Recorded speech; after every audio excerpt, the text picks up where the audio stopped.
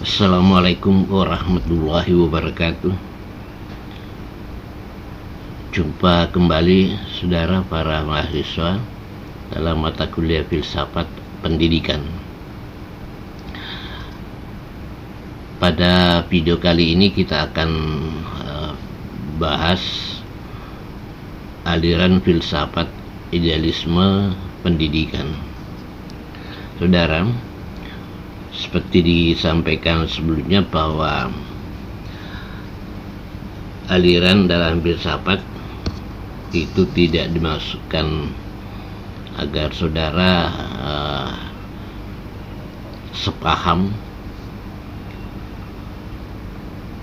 melainkan kita belajar bagaimana para filosof berpikir tentang suatu realitas. Nah, kali ini dari aliran filsafat idealisme.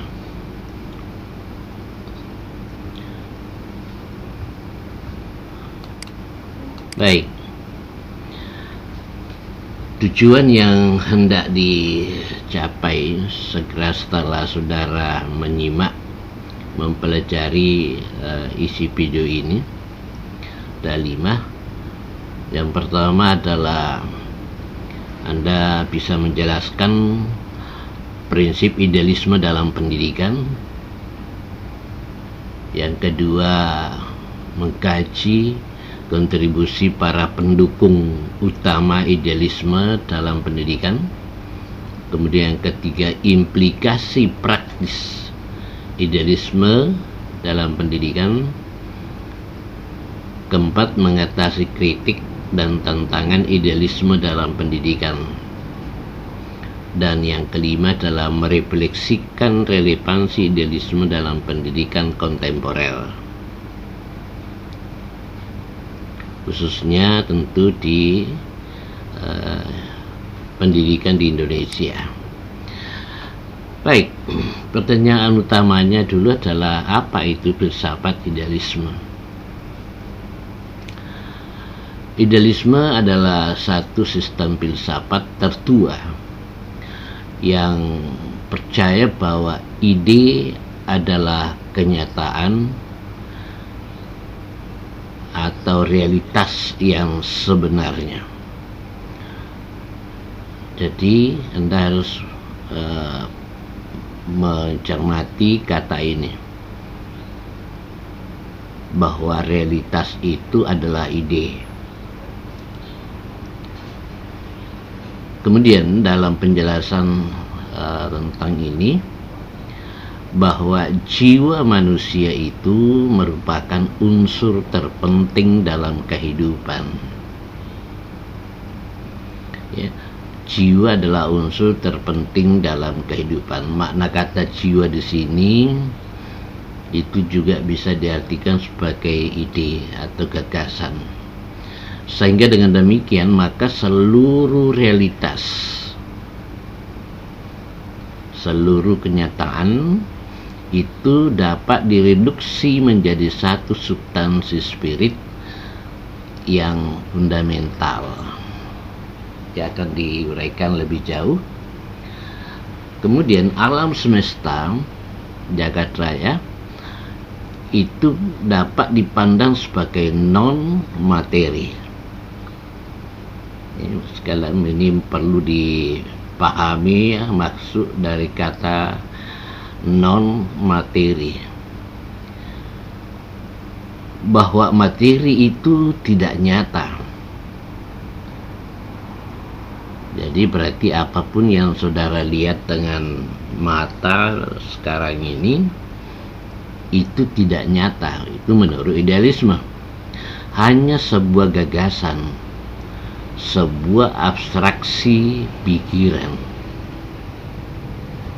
Ini nanti akan saya perjelas. Kemudian hanya pikiranlah yang nyata. Jadi kalau materi ya, materi itu tidak nyata, yang nyata adalah pikiran. Karena pikiran yang nyata, maka situ tadi dinyatakan bahwa alam semesta ini adalah secara hakikat dipandang sebagai non materi. Oleh karena itu, semua materi yang tampak nyata itu dapat direduksi menjadi pikiran atau jiwa atau ide.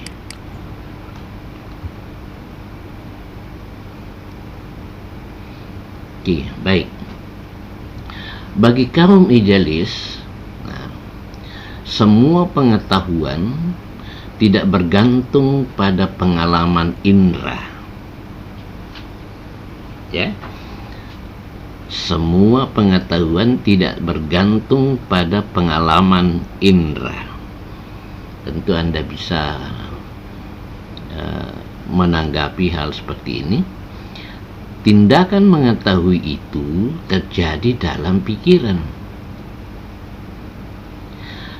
Pikiran aktif dan mengandung kemampuan bawaan untuk mengatur intensitas data yang diperoleh melalui sensasi. Jadi apapun yang kemudian dilihat, dipandang, di indera, itu semuanya dapat atau ada dalam pikiran. Kaum idealis menganjurkan penggunaan intuisi untuk mengetahui yang tertinggi. Yang mana yang tertinggi itu ada dalam alam spiritual. Manusia dapat mengatur secara intuitif, artinya ia dapat menangkap suatu kebenaran tanpa menggunakan inderanya. Baik. Masih tentang filsafat idealisme. Manusia juga dapat mengetahui kebenaran melalui tindakan nalar. Tadi tentang pengetahuan yang digunakan seseorang untuk menguji konsistensi logik dari ide-idenya. Nah, ini mohon dipahami dengan baik. Dan saya kasih contoh. Mengetahui kebenaran melalui tindakan nalar yang digunakan untuk menguji konsistensi logis. Sebagai contoh, misalnya semua laki-laki berambut hitam. Saya laki-laki, rambut saya putih. Nah, ada 3 pernyataan. Ya, ada 3 pernyataan. Semua laki-laki rambut hitam. Saya laki-laki, saya berambut hitam. Apa artinya? Bahwa 3 pernyataan itu tadi tidak konsisten. Untuk mengetahui bahwa tidak konsistennya tadi, maka kita diminta melakukan tindakan penalaran. Sama ketika kita mengatakan, kalau hujan saya tidak ke kampus. Hari ini hujan. Berarti saya tidak ke kampus. Nah, 3 pernyataan ini adalah konsisten. Bagaimana kita mengetahui bahwa itu konsisten? Maka dibutuhkan penalaran. Oke. Kaum idealis seperti Plato percaya bahwa roh manusia itu abadi. Apapun yang diketahuinya sudah terkandung dalam rohnya.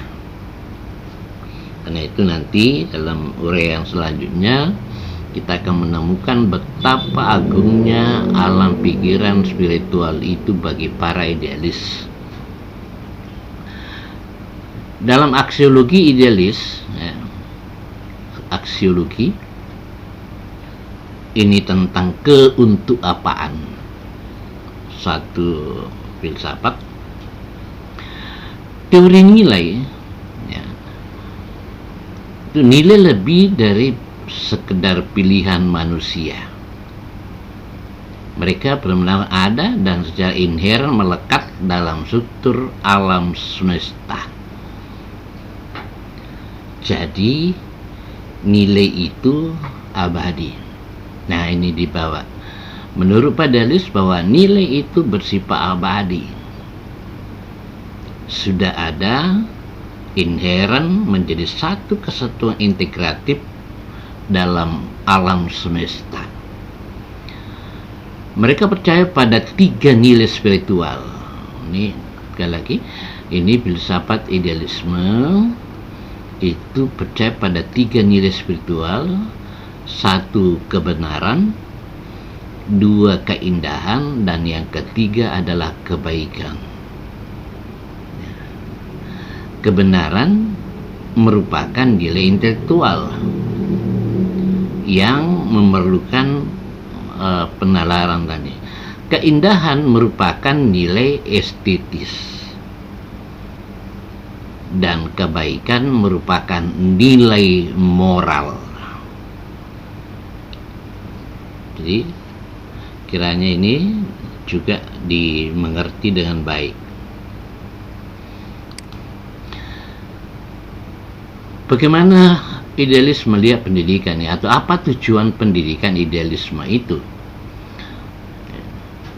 Ya, tujuan pendidikan idealisme yakni mengembangkan pikiran dan diri peserta didik. Mengembangkan pikiran dan diri peserta didik.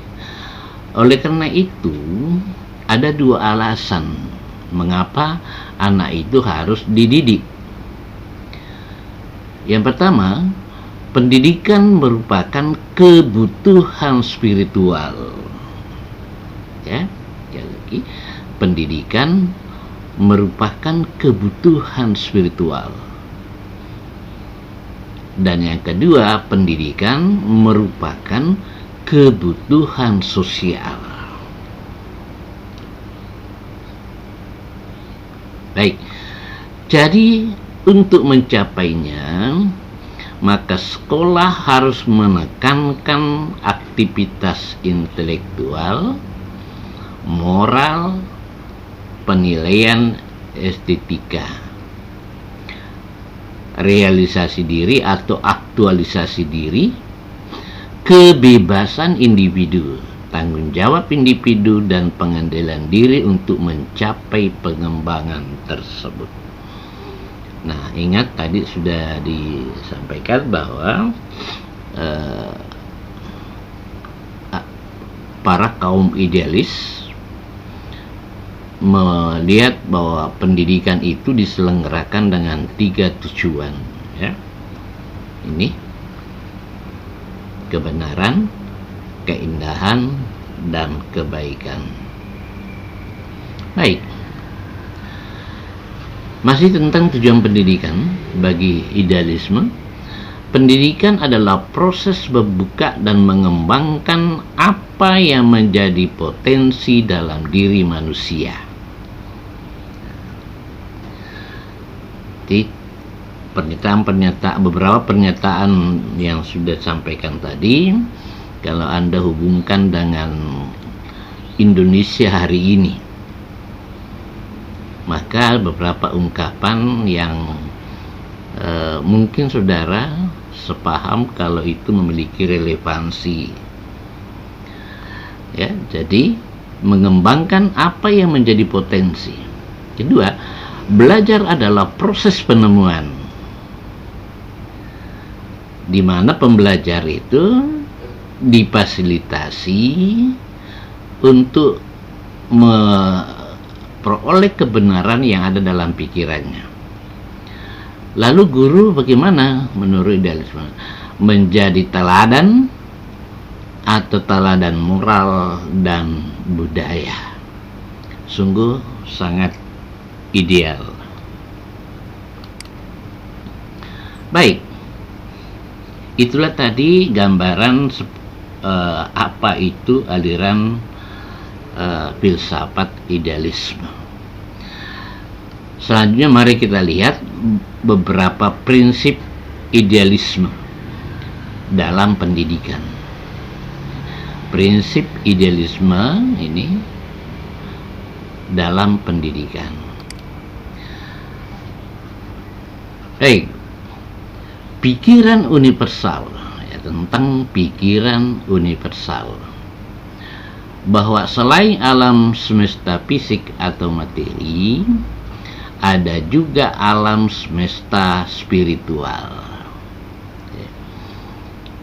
Jadi prinsip bagi idealis bahwa ada dunia materi dan ada dunia spiritual. Dunia spiritual itu yang meresap dalam pikiran universal. Siapa? Tuhan. Dialah sang pencipta, yang lainnya adalah ciptaan. Pikiran manusia itu juga adalah bagian dari pikiran universal. Anda pahami bahwa apa yang dimiliki, khususnya pikiran manusia, termasuk saya, termasuk kalian, itu adalah bagian dari pikiran universal, dalam hal ini yang diberikan oleh Tuhan. Jadi dan bergantung padanya. Tuhan atau pikiran universal adalah sumber dari semua nilai-nilai kemanusiaan. Semoga dipahami. Lalu prinsip kedua adalah idealisme menganggap manusia sebagai makhluk spiritual. Bagaimana menjelaskannya? Bahwa idealisme meyakini manusia pada dasarnya adalah makhluk spiritual yang tujuan utamanya adalah mengembangkan sifat spiritualnya. Dengan pengembangan itulah kemudian manusia berbeda dengan makhluk-makhluk lainnya.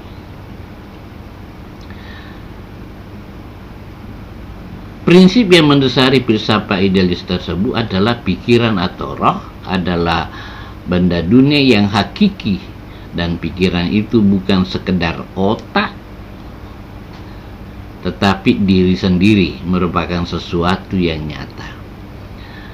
Jadi realitas ditemukan dalam pikiran manusia dan bukan di dunia luar.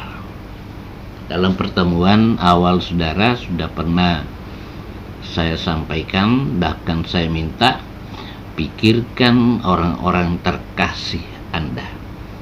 Pikirkan, itu adalah berarti proses menghadirkan suatu realitas dalam pikiran. Ketiga, dunia ide dan nilai lebih penting daripada dunia materi. Dunia ide dan nilai lebih penting dari dunia materi. Penjelasan berikut ini Anda bisa melihat dalam kehidupan di mana orang-orang yang kemudian menyelami dengan baik ini sering Anda melihat berbeda dengan kebanyakan orang. Idealis mempunyai keyakinan penuh pada nilai abadi yang tadi sudah dinyatakan juga oleh Plato sebagai pencetus dari aliran ini, yakni kebenaran, kebaikan, dan keindahan, di mana sifat-sifat itu persis sama dengan sifat-sifat Tuhan, seperti yang banyak digaungkan oleh para idealis itu. Dia hanya dapat menemukannya jika dia mencobanya. Menurut idealis, segala sesuatu yang benar-benar kita nilai baik atau indah adalah karena ia termasuk dalam sifat kebaikan, keindahan itu. Keindahan itulah mutlak yang dijadikan sebagai sesuatu yang indah. Oke. Selanjutnya, pengetahuan sejati dirasakan dalam pikiran. Pengetahuan sejati dirasakan dalam pikiran. Pengetahuan yang diperoleh melalui aktivitas pikiran lebih penting daripada pengetahuan yang diperoleh melalui indera. Oke. Ini Anda diharapkan punya tanggapan tentang ini. Penekanan pada prinsip kesatuan dan keanekaragaman. Ini istilah yang familiar di kita adalah Bhinneka Tunggal Ika, tapi punya makna yang bergeser sedikit dari apa yang kita selama ini ketahui. Bahwa mereka meyakini yang tersirat dalam segala keberagaman itu adalah satu kesatuan yang hakiki, bukan kesatuan dalam materi. Jadi seperti kita beragam suku, beragam bahasa, budaya, tetapi kemudian kita satu kesatuan, yakni bangsa Indonesia. Dalam konteks feudalisme ini nyatakan bahwa manusia memiliki ragam keyakinan, ragam pikiran, gitu. Tapi semua keberagaman itu adalah satu kesatuan yang hakiki. Selanjutnya, pentingnya pengembangan kepribadian. Ini prinsip dasar ya, masih prinsip dasar idealisme, pentingnya pengembangan kepribadian. Kaum idealis sangat mementingkan diri individu. Oleh karena itu, mereka menuntut pengembangan sepenuhnya kepribadian seseorang. Karena dengan perkembangan kepribadian itu berarti pencapaian kesempurnaan manusia. Baik, itulah tadi beberapa prinsip dasar dari aliran filsafat dalam memandang pendidikan. Sekarang, siapa yang kemudian berada di balik dari aliran idealisme itu dalam pendidikan? Ini dia. Pertama adalah Plato. Plato mungkin sulit membayangkan ya, 427 sebelum Masehi hingga 347 sebelum Masehi. Berarti 2000 udah sangat lama, 347 sebelum Masehi. Apa pikiran utama dari Plato? Tentu ada banyak ya pikiran-pikiran Plato, dan itu cerita begitu banyak bahwa Anda bisa menemukannya dalam berbagai tulisan. Gagasan tentang alam ide merupakan salah satu sumbangsi Plato yang terpenting dalam dunia filsafat. Gagasan tentang ide, atau ya apa yang ada dalam pikiran. Dalam pandangan Plato, bahwa bentuk dunia materi itu benar-benar nyata, sebagaimana bentuk-bentuk abadi, absolut, dan tidak berubah dari alam itu. Ada hal menarik kalau ditunjukkan di bawah, bahwa alam ide adalah citra pokok dan purba dari segala realitas, yang merupakan bentuk-bentuk yang tidak bergantung pada pemikiran manusia, melainkan pikiran manusia yang bergantung padanya. Jadi bentuk dunia material itu tidak benar-benar nyata, sebagaimana bentuk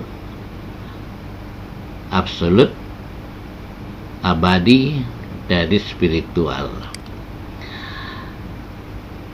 Lalu Immanuel Kant, idealisme transendental. Idealisme transendental. Sistem filosofi Kant, Immanuel Kant, yang dikenal sebagai idealisme transendental, yang menyatakan bahwa pikiran membentuk struktur pengalaman dan pengetahuan manusia. Jadi kalau Anda misalnya memahami tentang alam semesta, ekosistem, kemudian Anda melihat segala komponen dan interaksi yang di dalamnya, yang kemudian kita pahami sebagai struktur, salah satu struktur pengetahuan, maka menurut Immanuel Kant itu semuanya dibentuk oleh pikiran kita. Kontribusinya mempengaruhi pemahaman tentang peran pikiran dalam proses belajar dan memperoleh pengetahuan.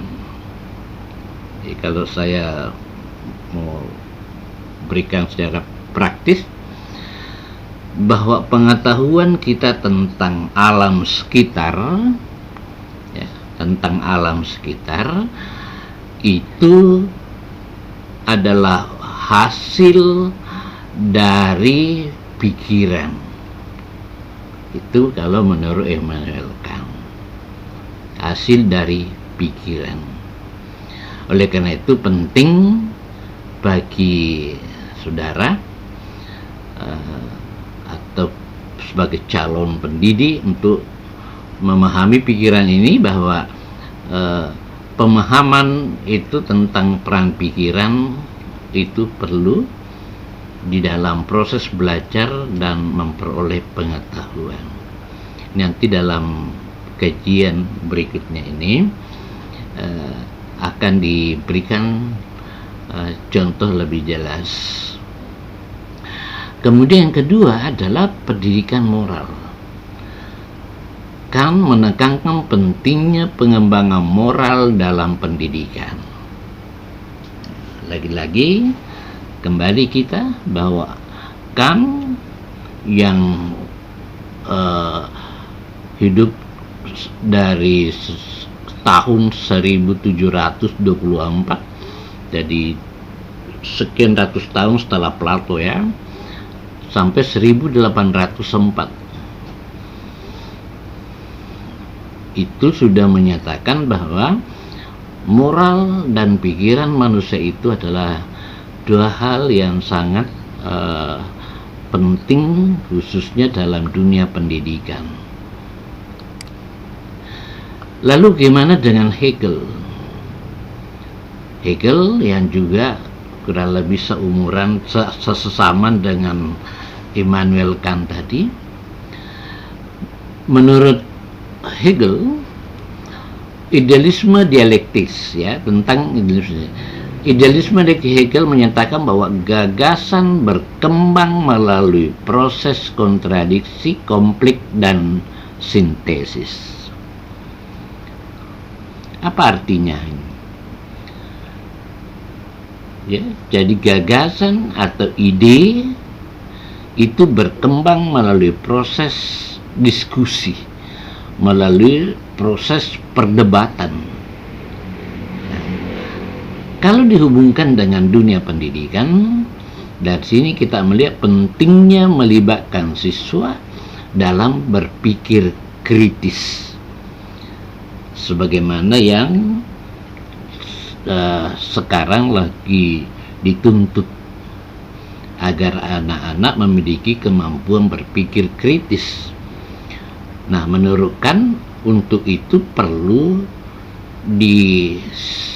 difasilitasi dalam sebuah proses pembelajaran. Oke. Kemudian Kant juga memberikan catatan tentang peran sejarah dan kebudayaan, bahwa pendidikan harus menumbuhkan apresiasi terhadap warisan budaya dan konteks sejarah untuk memperkaya pemahaman siswa tentang dunia secara keseluruhan. Ya, sudah dipikirkan jauh-jauh sebelumnya oleh Immanuel Kant dalam dua hal ini.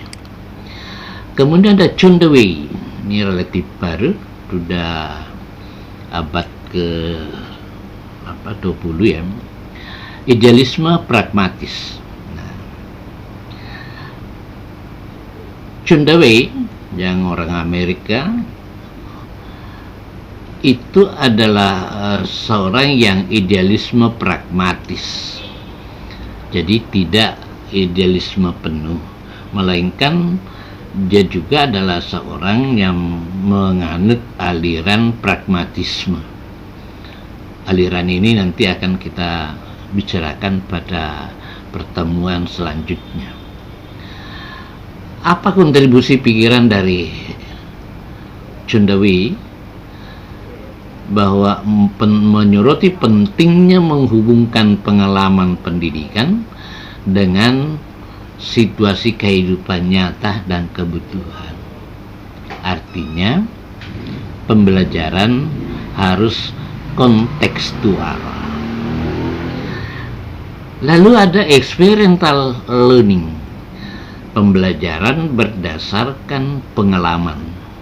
Nah, jadi bahwa menurut John Dewey, anak-anak dalam belajar itu harus diberikan pengalaman untuk mengalaminya, mengolahnya sendiri. Jadi ini yang kemudian sangat relevan sekali dengan apa yang kemudian kita sekarang lakukan dalam pendidikan di Indonesia. Nah, dari pemikiran-pemikiran baik konsep idealisme pendidikan maupun pikiran-pikiran dibalik dari tokoh-tokoh dari kaum idealis tadi, mari kita lihat bagaimana implikasinya dalam pendidikan di Indonesia. Oke, baik. Penekanan implikasi praktis idealisme menekankan pada perkembangan intelektual. Bahwa idealisme mengutamakan penanaman kemampuan intelektual dan kemampuan berpikir kritis siswa. Sebagaimana tadi yang sudah dinyatakan oleh John Dewey. Yang kedua adalah pembelajaran berpusat pada siswa. Karena siswa harus diberikan kesempatan untuk mengalaminya sendiri, bukan di cara main. Integrasi seni liberal dan humaniora. Ini pendidik harus memasukkan pengetahuan-pengetahuan terkait dengan sastra, filsafat, sejarah, dan seni secara integratif. Kemudian membina pengembangan moral dan etika. Ini juga dalam implementasinya sekarang dalam implikasi dari pemikiran tadi itu yang kemudian meminta pada para guru untuk melakukan pembelajaran secara integratif. Dalam artian kalau kalian adalah guru biologi, maka ketika melakukan kegiatan pembelajaran, maka sebisa mungkin memasukkan pesan-pesan moral, etika maupun estetika. Anda membantu para siswa untuk mengembangkan rasa tanggung jawab, empati, dan sejenisnya. Oke. Mempromosikan estetika dan apresiasi kehidupan. Karena idealisme mengakui pentingnya estetika ini sebagai salah satu nilai tadi dan apresiasi keindahan dalam pendidikan, maka para guru harus bisa mengembangkan kemampuan emosional dan kreativitas siswa di dalam kegiatan belajarnya. Lalu kemudian dialog dan wacana di kelas. Ini implikasi ya, bahwa para idealis itu mendorong dialog dan wacana terbuka di kelas. Apa artinya? Dan melakukan sebuah kegiatan metode pembelajaran dialog, diskusi, debat, curah pendapat, dan sejenisnya. Ini tentu tujuannya juga antara lain adalah untuk mengembangkan kreativitas berpikir dan mengasah gagasan atau ide yang ada dalam pikiran peserta didik. Pendidikan untuk realisasi diri atau untuk aktualisasi diri, bahwa pendidikan yang terselenggara itu pada dasarnya adalah menumbuhkan realisasi diri dan pertumbuhan pribadi siswa. Ini sudah diuraikan tadi sebelumnya. Lalu selanjutnya adalah koneksi ke aplikasi dunia nyata. Apa artinya? Ini yang kemudian meminta pada para guru agar pembelajaran didesain secara kontekstual. Apa yang diketahui oleh siswa tidak memberi kesan lepas dari dunia sekitarnya, dari alam sekitarnya. Jadi kita tidak hanya dituntut sebatas penanaman konsep tanpa implementasi, tanpa bisa menghubungkan antara apa yang dipelajari dalam kelas dengan apa yang terbaca di masyarakat. Lingkungan kelas yang etis dan peduli. Nah, apa maksudnya? Bahwa lingkungan kelas yang peduli dan mendukung itu harus dipupuk. Keragaman yang ada di dalam kelas, distorsi sosial di antara siswa, itu semua harus dibenahi untuk mengembangkan kebersamaan dalam suasana belajar yang kondusif dan saling menghargai.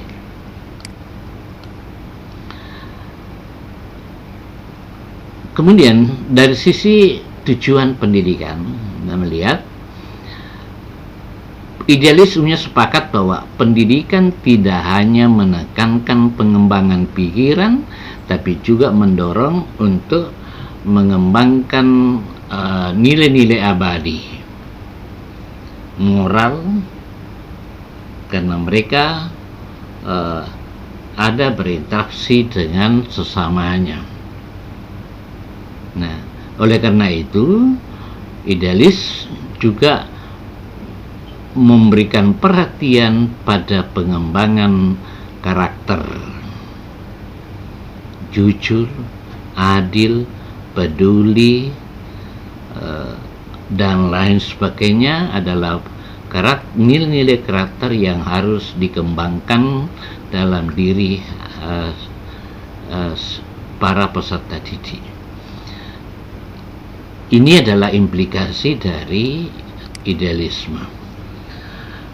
Baik, mari kita coba untuk melihat bagaimana idealisme dalam hubungannya dengan pendidikan. Yang pertama tentu kita lihat sebagai idealisme dan tujuan pendidikan dalam pengembangan pendidikan di Indonesia. Mari kita lihat realisme diri dan peninggian kepribadian, realisasi diri atau peninggian kepribadian itu harus menjadi upaya untuk bisa dicapai melalui pendidikan. Realisasi diri dan peninggian kepribadian. Aktualisasi diri maksudnya yakni mengembangkan potensi yang dimiliki oleh siswa dalam rangka pembentukan diri sebagai seutuhnya. Oke. Lalu masih tentang tujuan pendidikan, bahwa tujuan pendidikan kedua adalah pengembangan mental. Karena tadi itu adalah pengembangan kemampuan penalaran, ini pengembangan mental, moral, dan terutama spiritual yang harus berjalan berbarengan dengan pengembangan yang pertama tadi. Bahwa pendidikan harus memungkinkan siapapun dengan melalui budaya masing-masing untuk masuk dalam dunia spiritual, memperdalamnya dan kemudian mengimplementasikannya. Kemudian yang ketiga adalah bahwa tujuan pendidikan itu menumbuhkan kebenaran, keindahan, dan kebaikan. 3 nilai yang sudah dijelaskan di awal tadi. Kemudian konservasi, promosi, dan transmisi warisan budaya. Satu kata yang cukup familiar di kita tentu sebelum mempelajari aliran ini, yakni konservasi, promosi, dan transmisi warisan budaya. Konservasi budaya, promosi budaya, dan transmisi warisan. Jadi penerusan warisan dari generasi dulu ke generasi ke depan. Itu pendidikan harus dilakukan sedemikian itu menurut idealisme. Kemudian pendidikan menurut idealisme ini juga dilakukan dengan tujuan untuk menyublingkan naluri mental bawaan anak menjadi kualitas spiritual. Jadi para kaum idealis berpandangan bahwa naluri bawaan anak harus disublimasikan menjadi kualitas dan nilai spiritual. Kemudian tujuan pendidikan ini mempersiapkan anak untuk hidup suci, hidup yang memegang teguh pada nilai-nilai moral, mengembangkan kecerdasan dan rasionalitas. Pendidikan harus memfasilitasi agar kemampuan intelektualitas dan penalaran siswa itu bisa berkembang.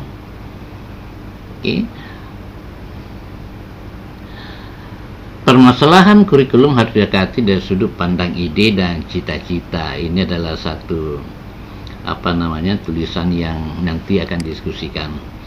Baik, mari kita lihat idealisme dan kurikulum.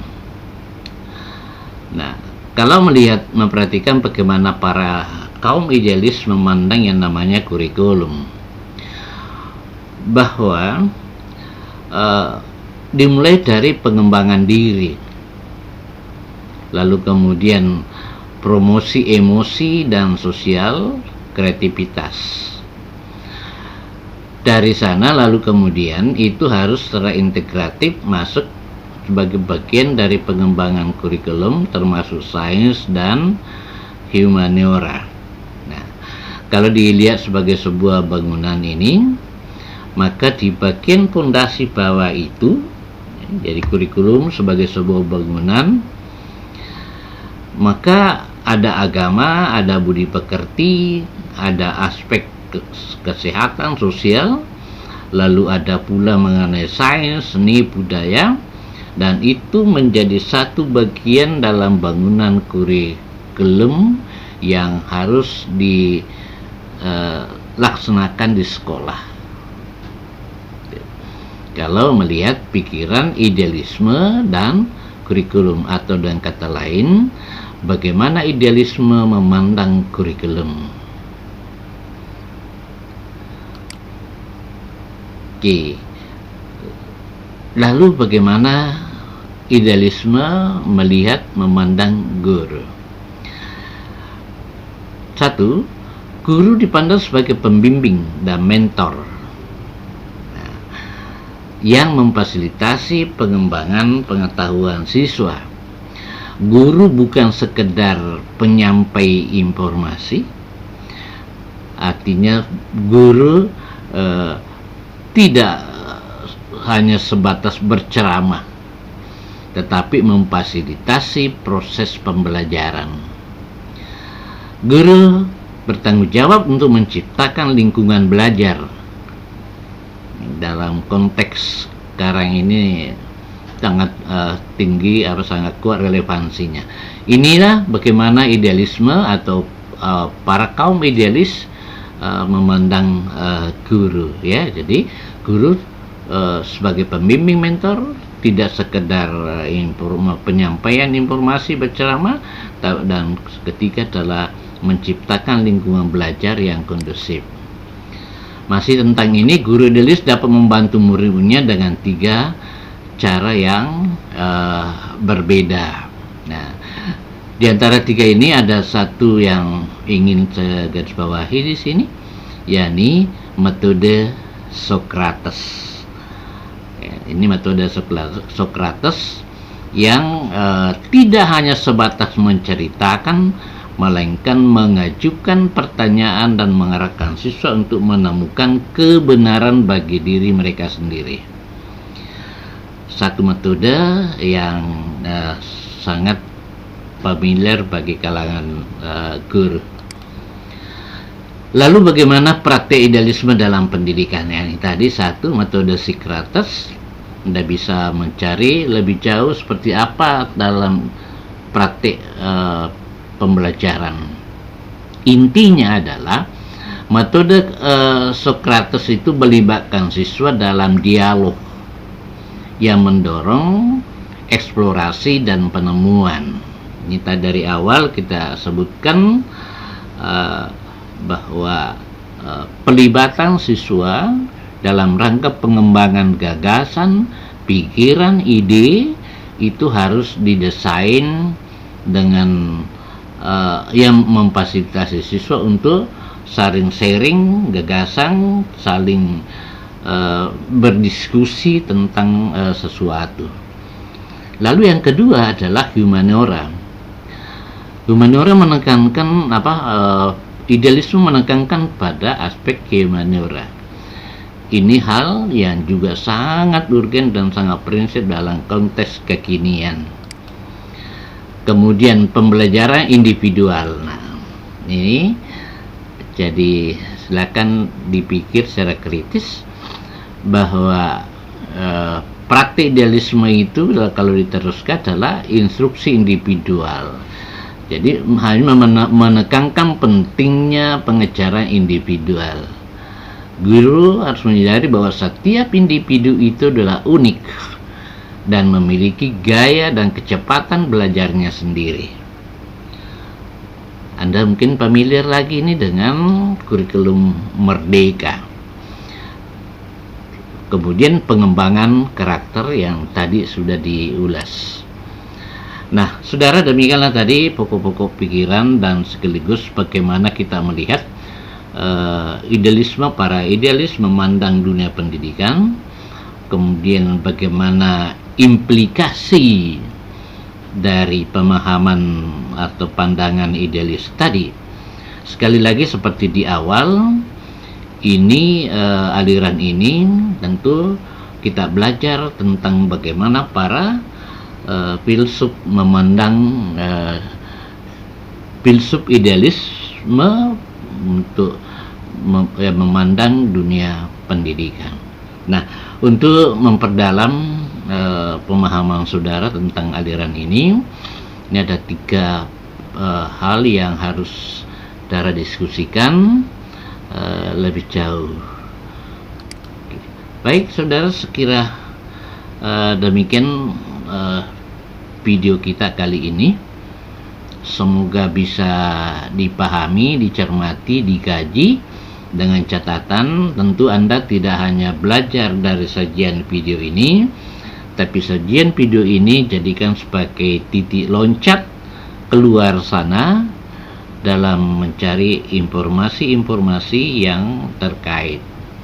Demikian saudara, sampai jumpa pada video selanjutnya.